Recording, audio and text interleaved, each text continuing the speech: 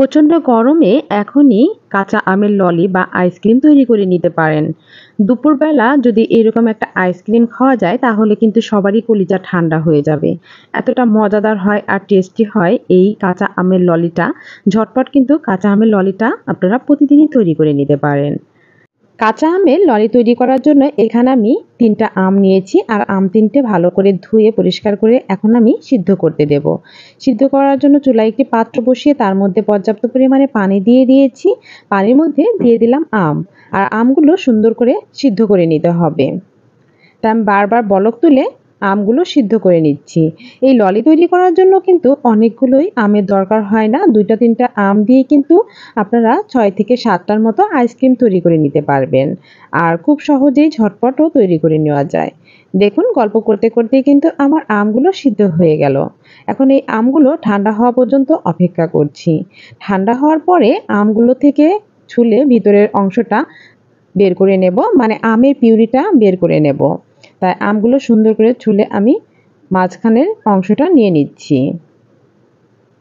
গরমের সময় এই ললিটা কিন্তু খুবই জনপ্রিয়। আর আপনারা একবার তৈরি করে খেলে এটি প্রতিনিয়তই তৈরি করে খেতে চাইবেন, যে এতটা টেস্টি হয় এবং মজাদার হয়। খুবই মজাদার এই আমের ললিটা তৈরি করাও কিন্তু তেমন কোনো উপকরণই লাগে না। এখন হাত দিয়ে ভালো করে কষলিয়ে আমের পিউরিটা বের করে নিচ্ছি। দেখুন আমের পিউরিটা আমার রেডি।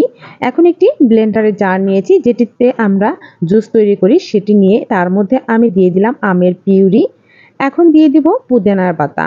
আর পুদিনার পাতাটা বেশি পরিমাণে দিয়ে দিলে এর ঘ্রাণটাও বেশি হয় আর কালারটাও কিন্তু অনেক সুন্দর আসে।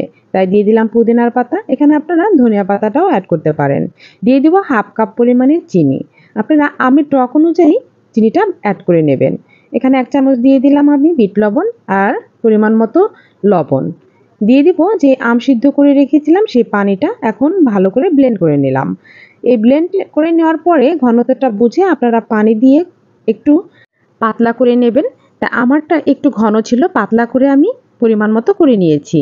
এখন আইসক্রিমের জার নিয়েছি, প্রতিটা জারে আমি দিয়ে দিলাম। আর এই যে সকল উপকরণ আমি ইউজ করেছি এগুলো কিন্তু সবই খুবই খেতে টেস্টি হয় এবং খুবই স্বাস্থ্যসম্মত। আম, পুদিনার পাতা, বিট লবণ, লবণ, চিনি এগুলো সবই কিন্তু খুবই ভালো একটি কাজ করবে এই গরমের সময় দুপুরবেলায়। দেখুন আমের পিউরিগুলো দিয়ে দিলাম আর এখন কাঠি দিয়ে দিচ্ছি। আর কাঠি দিয়ে এগুলো আমি ডিপ ফ্রিজে সংরক্ষণ করব 10 থেকে 12 ঘন্টার জন্য। আপনারা কিন্তু যে কোনো পাত্রেই এই আমের ললিটা বসাতে পারেন। গ্লাস বা জারে যে কোনো কিছুতেই এই ললিটা বসিয়ে কাঠি দিয়ে দিলেও কিন্তু আমের ললিগুলো জমে যাবে। দেখুন আমি একটা কিন্তু কাঠি দিয়ে দিলাম। এখন ডিপ ফ্রিজে সংরক্ষণ করে দেব 10 থেকে 12 ঘন্টার জন্য। আর ডিপ ফ্রিজ থেকে বের করে আপনাদের সাথে পরিবেশন করে নিচ্ছি। 10 থেকে 12 ঘন্টা পরে আমি বের করে নিলাম। দেখুন পুরো দমে একেবারে জমে গেছে।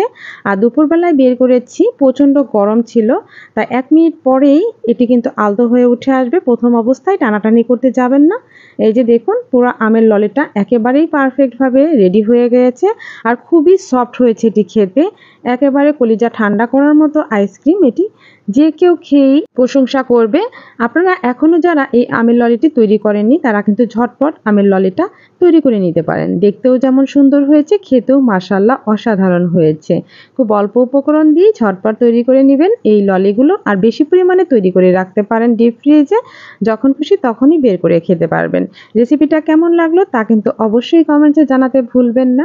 যদি ভালো লেগে থাকে তাহলে চ্যানেলটি সাবস্ক্রাইব করে বেল আইকনে ক্লিক করে নোটিফিকেশনটি অন করে রাখতে পারেন, যাতে করে যে কোনো সহজ রেসিপি দেওয়ার সাথে সাথে আপনাদের কাছে পৌঁছে যেতে পারে। সবাই ভালো থাকবেন, সুস্থ থাকবেন। আবারও নতুন কোনো রেসিপি নিয়ে হাজির হয়ে যাব। আজকে এ পর্যন্তই। আল্লাহ হাফেজ।